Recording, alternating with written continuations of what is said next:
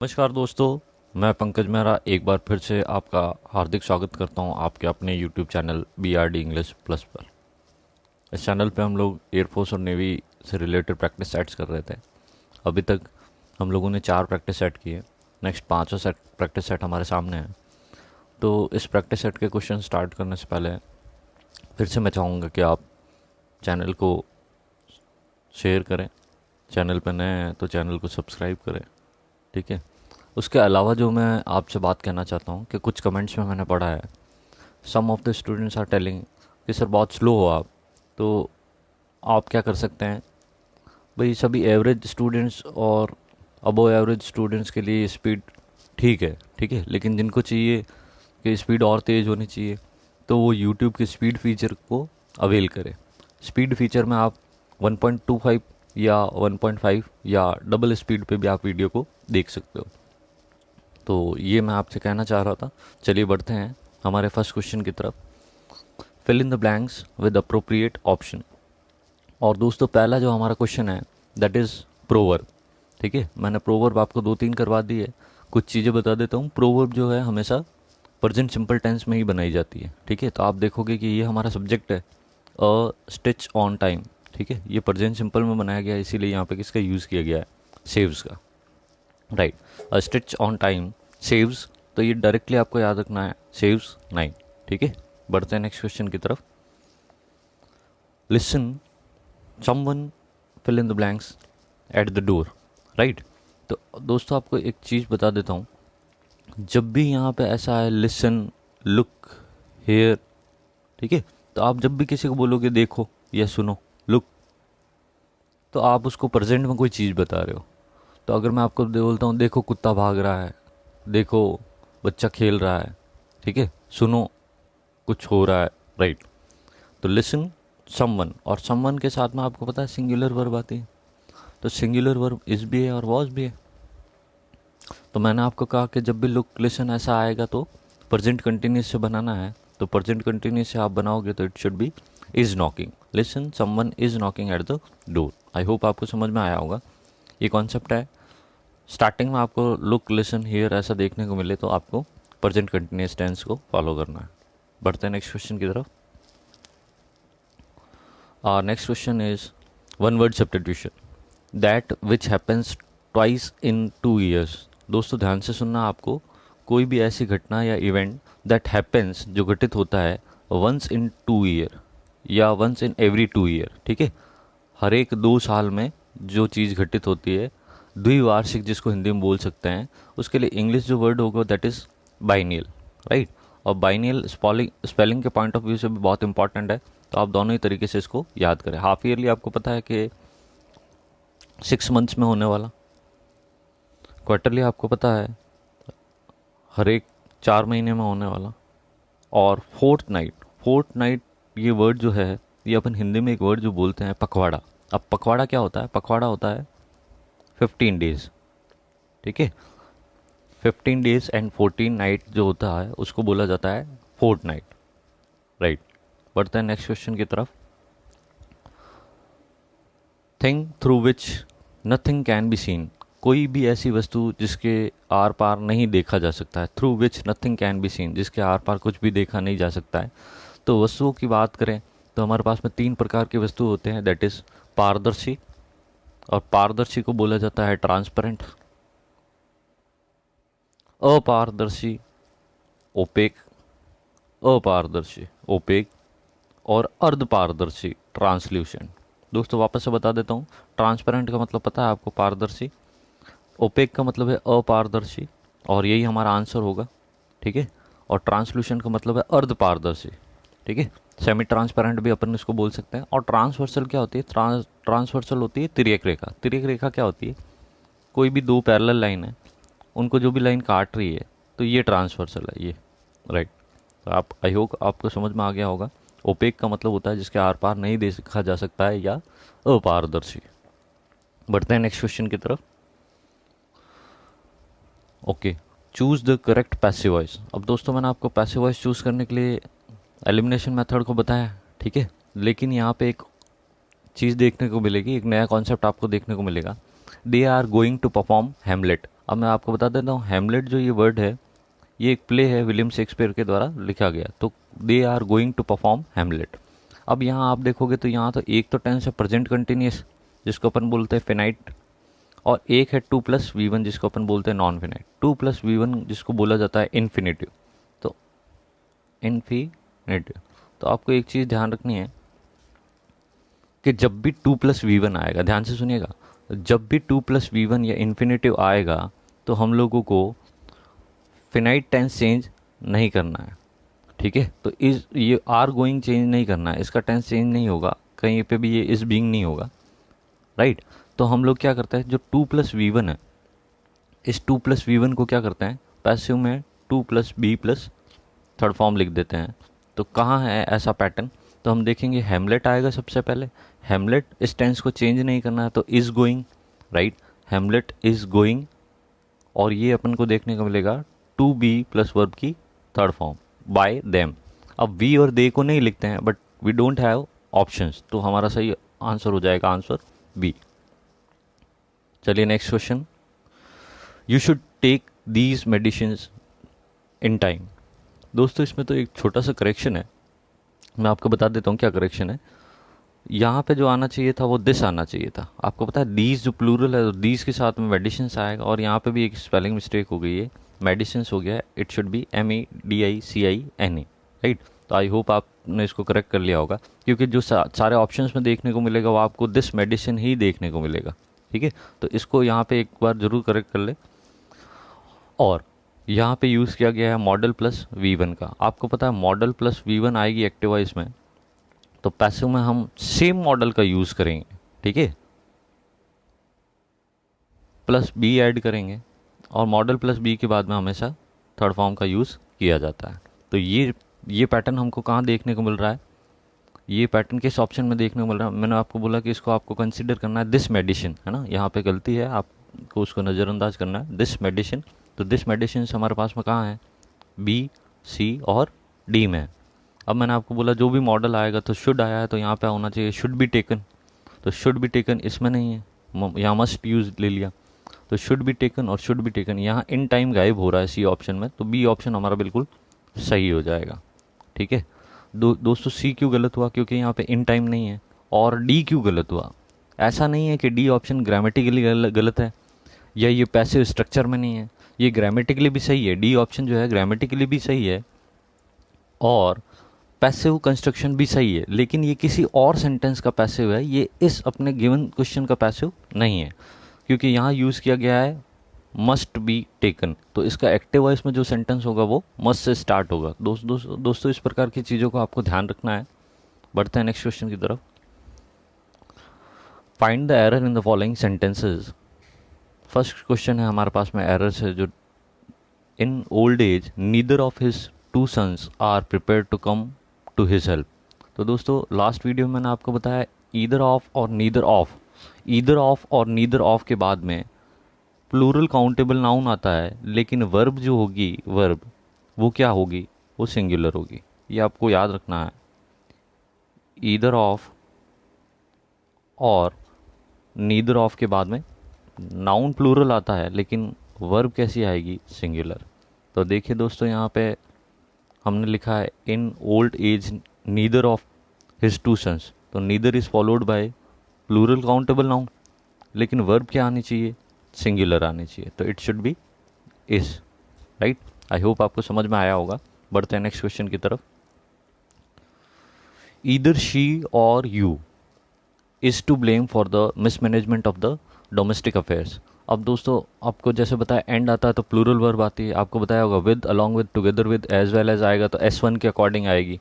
तो आपको ध्यान रखना है जब भी सेंटेंस के सब्जेक्ट जो है और नॉर या ईदर और या नीदर नॉर से जुड़े होंगे, तो हम लोग जो वर्ब यूज़ लेंगे वो अकॉर्डिंग टू S2 यूज़ लेंगे, और S2 हमारा क्या है, आर है, और आर के साथ में we will use, sorry you है हमारा, और यू के साथ में हम क्या लेंगे, आर। आई होप आपको समझ में आया होगा। जब भी sentence or, nor, either or, neither nor, not only but also से ऐड होंगे, we will use verb in accordance with S2 plural है तो हमने आर किया है। बढ़ते हैं नेक्स्ट क्वेश्चन की तरफ। He is fond of playing flute. दोस्तों ये बहुत इंपॉर्टेंट है, मैं आपको यहाँ पे प्रिपोजिशन भी बताऊंगा, तो आप प्रिपोजिशंस को अलग नोटबुक में या अलग जगह पे नोट करें। तो ही इज़, ये पार्ट में मुझे नहीं लगता किसी ने एरर मार्क किया होगा कि ही और इज़ में तो क्या ही गलत होगा। तो ही इज़ बिल्कुल सही है, क्योंकि सेंटेंस में कोई भी ऐसा वर्ड नहीं है जो पास्ट को डिनोट कर रहा है, तो हम प्रेजेंट का कंसिडर करेंगे इसे। ही इज़ फॉन्ड ऑफ, और ये भी सही है कि फॉन्ड एक एडजेक्टिव है, इसके साथ में एक फिक्स प्रपोजिशन है, that is of. Fond of का मतलब होता है शौकीन होना। He is fond of cooking, right, उसको खाना बनाने का शौक है। तो ही इज़ फॉन्ड ऑफ, तो वर्ब जो भी आती है वो आईएनजी फॉर्म में आएगी, जिरन बोलते हैं जिसको। तो he is fond of playing, तो ये तीनों ही सही है, ये पैटर्न सही है। फॉन्ड के साथ में ऑफ आता है, आईएनजी फॉर्म आती है, ये भी सही है। तो दोस्तों यहाँ फ्लूट जो है, फ्लूट का मतलब बांसुरी होता है, उससे पहले क्या आएगा, द आएगा। और जो भी म्यूजिकल इंस्ट्रूमेंट्स है, name of the musical instruments है, उनसे पहले द का यूज़ किया जाता है, राइट। आई होप आपको समझ में आया होगा। आर्टिकल्स पढ़ते हैं तो इस रूल को डेफिनेटली पढ़ते हैं, छोटा सा रूल है, definite article is use before the names of musical instruments, right. पढ़ते हैं नेक्स्ट क्वेश्चन की तरफ। Next, cattles are not allowed to enter this ground. दोस्तों ये हमारा नाउन से रिलेटेड एरर है। आपको एक चीज़ पता होनी चाहिए, देयर आर सर्टन नाउन्स जो पहले से ही प्लूरल है, उनके साथ में एस लगाने की ज़रूरत नहीं है। लाइक मैं आपको एग्जांपल देता हूँ, दैट वी हैव पीपल। अब पीपल पहले से प्लूरल है, तो पीपल्स करने की कोई आवश्यकता नहीं है। हालांकि इस वर्ड का एक डिफरेंट मीनिंग निकलता है, ठीक है, leave it for this time. मैं आपको डिटेल में जब क्लासेस पढ़ाऊँगा तो डेफिनेटली इन सब चीज़ों को अच्छे से कवर करेंगे। तो मैं यहाँ जो कहना चाह रहा हूँ, दैट इज़ कैटल्स भी उन्हीं में से है। तो कैटल अपने आप में ये वर्ड पहले से ही प्लूरल है, सॉरी, ये कैटल वर्ड जो है ये पहले से ही क्या है, प्लूरल है। तो हम लोगों को इसमें एस लगाने की कोई ज़रूरत नहीं है। तो यहाँ से हम लोगों को ए पार्ट से एस रिमूव करना है। और कैटल पहले से प्लूरल है तो इसके साथ वर्ब आर भी क्या है, बिल्कुल सही है, राइट। आई होप आपको समझ में आया होगा। आर नॉट अलाउड, ये पैसिव कंस्ट्रक्शन है, इसके लिए आर के साथ में थर्ड फॉर्म यूज़ की गई है। और एक मैंने आपको बताया था, एंटर जब भी वर्ब आएगी, एंटर के बाद में क्या आएगा, नो प्रीपोजिशन, राइट। बढ़ते हैं नेक्स्ट क्वेश्चन की तरफ। The tables wood is infested with mite and I am likely to dispose it of. तो देखिए दोस्तों, बोल रहा है कि इस टेबल की लकड़ी में दीमक पड़ गए हैं। इस माइट का मतलब दीमक होता है, और मैं इसको बेचना चाहता हूँ। Dispose it of, dispose of का मतलब समटाइम्स बेचने से भी होता है, और डिस्पोज ऑफ का मतलब किसी चीज़ को नष्ट करने से या निस्तारण करने से भी होता है। तो दोस्तों ए पार्ट में एरर है, और क्या एरर है इस चीज़ को आप ध्यान से सुनिए, क्या एरर है इस पार्ट में। तो मैं आपको बताना चाहूँगा कि एक होता है, आपने पजेसिव एडजेक्टिव, पजेसिव प्रोनाउन वगैरह पढ़े होंगे, तो आपको एक चीज़ ये भी पता होनी चाहिए कि पजेसिव नाउन भी होता है। जैसे मैं बोलूँगा मोहन का, तो मेरे को क्या यूज़ करना पड़ेगा, मोहन्स, राइट, मोहन का। लेकिन मैं बोलूँगा बाइक का, तो मैं बाइक्स नहीं यूज़ करूँगा। बाइक का ब्रेक, तो मैं बाइक्स ब्रेक यूज़ नहीं करूँगा, the brake of the bike use करूँगा। ऐसा क्यों होता है, एपिस्टॉपी के साथ में एस लगा के पजेसिव नाउन बनाया जाता है लिविंग थिंग्स का। और सिंस टेबल जो है, टेबल हमारी नॉन लिविंग है, तो it should be like this. मैं यहाँ पे लिख, it should be like this, मैं यहाँ नीचे लिख देता हूँ इसको। The tables wood should be written as, इसको ऐसा लिखा जाना चाहिए, the wood of the table, right. और हमारा सब्जेक्ट द वुड है, तो इसके अकॉर्डिंग सिंगुलर वर्ब ये बिल्कुल सही है। ए पार्ट में एरर है, the wood of the table होना चाहिए। दोस्तों एक और एग्जांपल ले लेता हूँ। जैसे अगर मैं आपको बोलता हूँ chairs leg is broken, the chairs leg, sorry, the chairs leg, तो ये मतलब तो समझ में आ रहा है, डेफिनेटली मतलब समझ में आ रहा है, लेकिन सही सेंटेंस नहीं है। इसको कैसे लिखा जाना चाहिए, the leg of the chair. I hope आपको समझ में आया होगा। और ये दोनों चीज़ें क्या हो जाती है, डेफिनेट हो जाती है, ये आपको अच्छे से पता होना चाहिए, राइट। बढ़ते हैं नेक्स्ट क्वेश्चन की तरफ। Choose the correct prepositions. Oh दोस्तों, प्रेपोजिशंस आ गए हैं, आप मेरी बात ध्यान से सुन रहे होगे, मुझे डेफिनेटली पता है। तो प्लीज़ मैं चाहूँगा कि आप चैनल को लाइक, शेयर और सब्सक्राइब ज़रूर करें। ठीक है, आपको वीडियो अच्छा लगा है तो अपने दोस्तों में जो डिफरेंट एस्पिरेंट्स है, जो डिफेंस की प्रिपरेशन कर रहे हैं, उन सभी के साथ ज़्यादा से ज़्यादा शेयर करें। ठीक है, आप बढ़ते हैं हमारे क्वेश्चन की तरफ, that is beauty consist fill in the blank the character of a person. अब देखिए दोस्तों, अगर आपको ध्यान से पढ़ना है इसको, कुछ बच्चों ने लगा भी दिया होगा answer, that answer should be B, लेकिन बी आंसर गलत है। देखो मैं आपको बता देता हूँ, कंसिस्ट के साथ ऑफ आता है, मैं भी बोलता हूँ कंसिस्ट के साथ में ऑफ आता है, और कंसिस्ट ऑफ का मतलब क्या हो जाता है, कंसिस्ट ऑफ का मतलब होता है कंप्राइज। ठीक है, किसी चीज़ से बने होना। लेकिन एक अपन को चीज़ याद रखनी है कि कंसिस्ट के साथ समटाइम्स अपन किसका यूज़ करते हैं, कंसिस्ट इन। तो आप इनको फ्रेजेस समझ सकते हो, फ्रेजल वर्ब समझ सकते हो। कंसिस्ट ऑफ का मतलब होता है किसी चीज़ से बने होना, और कंसिस्ट इन का मतलब होता है किसी चीज़ में निहित होना, अंतर्निहित होना। राइट, तो ये किस सेंस में बोला जाता है, देखिए कि जो सुंदरता है वो किस में निहित होती है, तो beauty consist in the character of a person. एक व्यक्ति के चरित्र में सुंदरता निहित होती है। व्यक्ति का जैसा चरित्र होगा उतनी ही उसकी सुंदरता होगी। इसका एक और, तो दोस्तों आई होप आपको समझ में आ गया होगा कि यहाँ कंसिस्ट ऑफ नहीं आएगा, कंसिस्ट इन का यूज़ किया जाएगा। ठीक है, इसी सेंटेंस को आपको ध्यान में रखना है, इसको बस अलग वर्ड से यूज़ किया जा सकता है। जैसे मैं आपको एक दूसरा एग्जांपल दिखाता हूँ कि सेंटेंस आ जाएगा ब्यूटी कंसिस्ट, फिर खाली जगह दे दी और आगे बोला इन सिंप्लिसिटी, मतलब जो जितना साधारण है उतना ही वो क्या है, सुंदर है। तो इस टाइप के सेंटेंस में भी अगेन आपको कंसिस्ट ऑफ का यूज़ नहीं करना है, you have to use consist in. दोस्तों आई होप समझ में आ गया होगा आपको कि कंसिस्ट ऑफ का मतलब कंप्राइज होता है और कंसिस्ट इन का मतलब किसी चीज़ में निहित होता है। राइट, तो आप correct answer will be option C. Everyone was greatly amused. अब देखिए सेंटेंस देखोगे तो आपको पता चलेगा सेंटेंस इज कंस्ट्रक्टेड वॉज के साथ में क्या है, third form amuse, passive construction है, तो डेफिनेटली बाय आना चाहिए। लेकिन मैंने आपको बताया था जैसे नो वर्ब है, नो के साथ में बाय की जगह क्या यूज़ किया जाता है, टू यूज़ किया जाता है। Same amused, astonish, surprised, wonder, इन सब के साथ में भी बाय की जगह क्या यूज़ किया जाएगा, एट यूज़ किया जाएगा। राइट, आई होप आपको समझ में आया होगा। तो जो अगर पैसिव कंस्ट्रक्शन देख पाएंगे वो बाय का यूज़ करेंगे, लेकिन आपको पता होना चाहिए पैसिव में भी हमेशा बाय का यूज़ नहीं करते हैं, sometime we will use different prepositions. और अम्यूज, सरप्राइज, एस्टोनिश्ड, वंडर, इन सब के साथ में किसका यूज़ किया जाएगा, एट का यूज़ किया जाएगा। मैंने आपको क्वेश्चन करवाया है, his strange behaviour surprised everyone, तो सरप्राइज जब भी आएगा तो अपन को ऐसे ही यूज़ करना है। बढ़ते हैं नेक्स्ट क्वेश्चन की तरफ। Correct, choose the correct indirect speech. ठीक है, आपको इनडायरेक्ट स्पीच चूज़ करनी है। तो Jack said I must be there, और देखो यहाँ पे भी मॉडल आ गया। मैंने आपको क्या बताया, चार मॉडल ऐसे हैं जो पास्ट फॉर्म में हो सकते हैं, तो विल वुड होगा, शैल शुड होगा, लेकिन अगर हमारे पास में मस्ट आ रहा है तो मस्ट ही रहेगा, शुड आ रहा है तो शुड ही रहेगा। तो देख लेते हैं फर्स्ट क्वेश्चन में, Jack said that he must be there by 9, लेकिन इन्होंने यहाँ पे टुमारो को चेंज नहीं किया है, तो ऑप्शन ए हमारा क्या हो जाता है, गलत। जैक बी पे आते हैं, Jack said that he might be, इन्होंने यहाँ पे मॉडल चेंज कर दिया है, तो ये भी क्या हो गया, गलत हो गया। तीसरा देखते हैं, Jack said that was to have been there, इस लाइन का मुझे नहीं लगता कोई मीनिंग बन रहा है, इट इज़ ऑल्सो इनकरेक्ट। तो हमारे पास डी ही करेक्ट होगा, और डी करेक्ट होगा तो उसमें आपको क्या देखना है कि मस्ट बी लिखा हुआ होगा, it is written there, must be लिखा हुआ है, मस्ट बी देयर ये चेंज नहीं किया है, बाय 9 ये पहले से दे रखा है, and tomorrow is change in the next day. Right, I hope आपको समझ में आया होगा। बढ़ते हैं नेक्स्ट क्वेश्चन की तरफ।